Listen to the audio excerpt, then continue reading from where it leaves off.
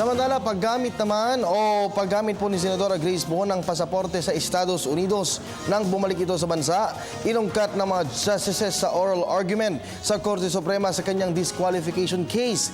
Ang report, alamin natin mula sa aming kasamang si Joseph Parafina, live via phone patch. Naging sentro nga ng pagtatanong ng mga maestrado ng Korte Suprema sa oral argument sa kaso ng disqualification case ni Senador Grace Poe ang isang pag-amin na ginawa ng kampo ng senador.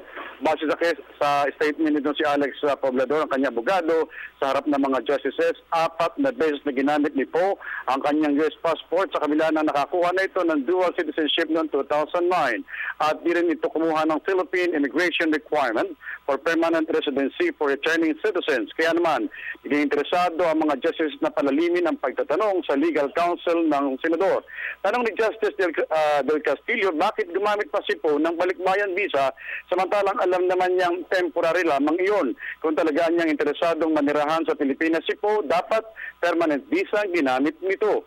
Sagot na lamang na abogado ni Poe, naging practical lamang daw ang senador dahil mas madaling makakapasok sa Amerika habang ibinebenta ang mga ari-arian nito doon. 4 na beses lamang daw nag-travel ang senadora at nag-stay doon ng 40 days dahil palagi nga itong bumabalik sa Pilipinas. Idinagdag naman ni Justice Del Castillo ang tanong na kung di pala na-appoint bilang MTRCB chairman si Poe, di dapat nito ni-renounce ang kanyang American citizenship. Para naman kay Senior Associate Justice Antonio Carpio, tanong niya, bakit hindi kumuha si Poe ng tinatawag ng Bureau of Immigration Requirements for former natural-born citizens na may hangaring manatili sa bansa at mawala na ang pagiging dual citizens nito?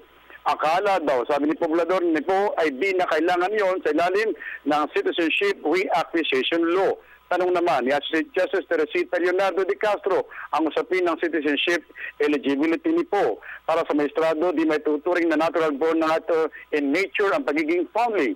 Dapat niya itong dumaan sa proseso ng adoption kung saan mahabang proseso ang kinakailangan doon. Matatandaan na una na pong hiniling ng kampo ni Senador Poe na mag-inhibit sina Justices Carpio, de Castro at Arturo Bion dahil kasama nga ang mga yan sa duminig naman sa isang kaso ni Poe sa SET o Senate Electoral Tribunal.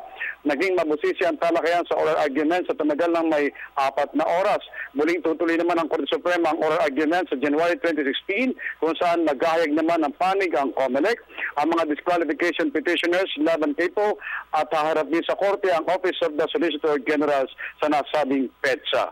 With Nards Domingo and Ron Balboa, ako po naman si Josefino Joseph Parapina, Telebisyon ng Bayan.